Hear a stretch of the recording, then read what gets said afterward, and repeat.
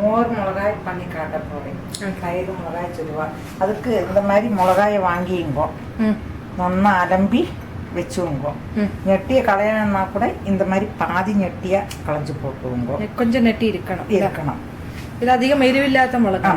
அதுக்கு வந்து இந்த மாதிரி ரொம்ப எரியற மிளகா விடாது. இந்த மாதிரி ஒரு குத்தி போட்டா போதும். நல்ல ஒரு ஷார்ப்பா இருக்கிற ஒரு இதால இந்த மாதிரி எல்லாத்தையும் குத்தி போட்டா போதும். அதில் மோரும் உப்பும் இறங்கணும். இதுக்கு வந்துட்டு நல்லா ஒரு டேபிள் ஸ்பூன் 1.5 டீஸ்பூன் உப்பு போட்டுவோங்க. ஒரு டீஸ்பூனே ஒரு டேபிள் ஸ்பூன் உப்பு போயிடும்.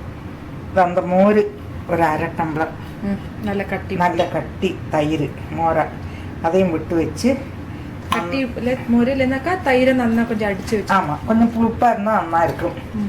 இப்படி போட்டு வச்சு விட்றது. இந்த மாதிரி இலக்கி வைக்கணும். இது வந்து தினமும் எடுத்து உணக்கணும், மறுபடியும் மோரில் போடணும். இப்போ இன்னைக்கு போடுறேன். நாளைக்கு அதை வெயிலில் வச்சு இன்னைக்கு சாயந்தரம் இப்போ போடுறேன். ஆமாம், இது வெளியிலே இருக்கலாமா? வெளியிலேயே தான் இருக்கணும். இது நாளைக்கு இது எல்லாத்தையும் மிளகாய் எடுத்து வெயிலில் தட்டிலேயே எதுலையாவது பிளாஸ்டிக் பேப்பர்லேயே போட்டு உணர்த்தணும். உணங்கி கழிஞ்சா மறுபடியும் அதை இந்த மோர் எடுத்து வச்சு அந்த மோர்லேயே போட்டுக்கணும். அந்த மோருக்கு கழியிற வரைக்கும் அந்த தயிர் மிளகாய் வளர்த்துக்கூட நமக்கு வெள்ளையாக வந்து விடும். கிரீன் போயிட்டு ஒயிட் கலராக வரும். அப்போ நீங்கள் மோரும் கழிஞ்சு விடும். அதை அப்படியே நல்லா உணர்த்தி நல்லா கிறிஸ்பி ஆகிற வரைக்கும் உணர்த்தி பாட்டிலில் போட்டு வச்சுக்கணும். அவ்வளோதான். இது அடுத்த நாளைக்கு நீங்கள் ஸ்பூனால் எடுத்து போட்டாலும் பரவாயில்ல, கையால் போட்டாலும் பரவாயில்ல.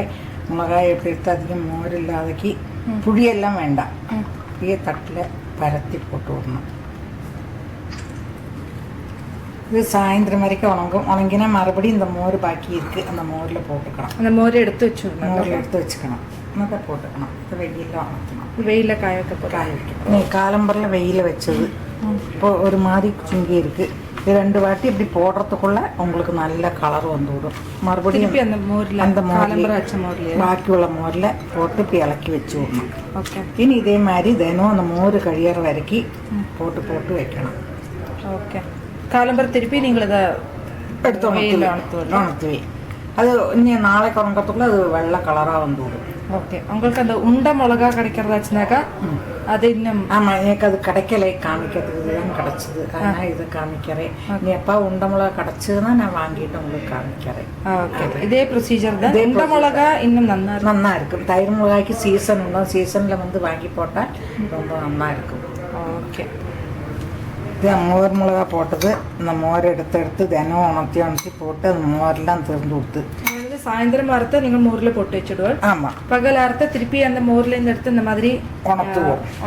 அது எப்படி இது இன்னி ஒரு 2-3 நாளைக்கு நல்லா அது வத்தல் உணங்குற மாதிரி உணங்கணும்.